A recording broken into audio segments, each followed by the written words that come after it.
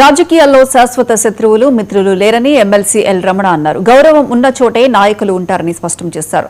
ప్రజా సమస్యల మీద అవగాహన ఉన్న జీవన్ రెడ్డి లాంటి వారిని బీఆర్ఎస్ లోకి స్వాగతం పలుకుతున్నామని చెప్పారు. పార్టీలో చేరితే తగిన గౌరవం కల్పిస్తామని, పార్టీ నియమాలకు కట్టుబడి ఉంటామని ఎమ్మెల్సీ రమణ కీలక వ్యాఖ్యలు చేశారు. శత్రువుగా మిత్రులు అనేది ఇప్పుడు ఉండరు. సమయానుకూలంగా, పరిస్థితులకు అనుగుణంగా, రాజకీయ పార్టీలకు అవసరాలకు అనుగుణంగా నాయకులకు ఎక్కడైతే గౌరవం చోటు లభిస్తా అనుకుంటుందో దానికి అనుగుణంగా నిర్ణయాలు అవుతాయి.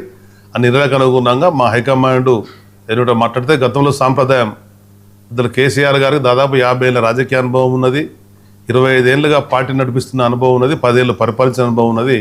కనుక వారి సూచన సలహా మేరకు మేమందరం కూడా పాటిస్తాం. అనుభవజ్ఞులైనటువంటి వాళ్ళు, రాష్ట్రంలో ప్రజా కొరకు, శ్రేయస్సు కొరకు పాటుపడేటువంటి వాళ్ళు, ప్రజా సమస్యల పట్ల అవగాహన ఉన్న వాళ్ళు వస్తే తప్పకుండా బీఆర్ఎస్ పార్టీ స్వాగతిస్తుంది. వారి తగ్గట్టు గౌరవించుకుంటూ పార్టీలో ఉండే నాయకత్వాన్ని, కార్యకర్తలను కూడా ఎప్పటికప్పుడు వెనుదనగా ఉంటుంది. వ్యక్తుల పరిస్థితి ఎప్పుడు ఉండదు, రాజకీయ పార్టీ ప్రధానం.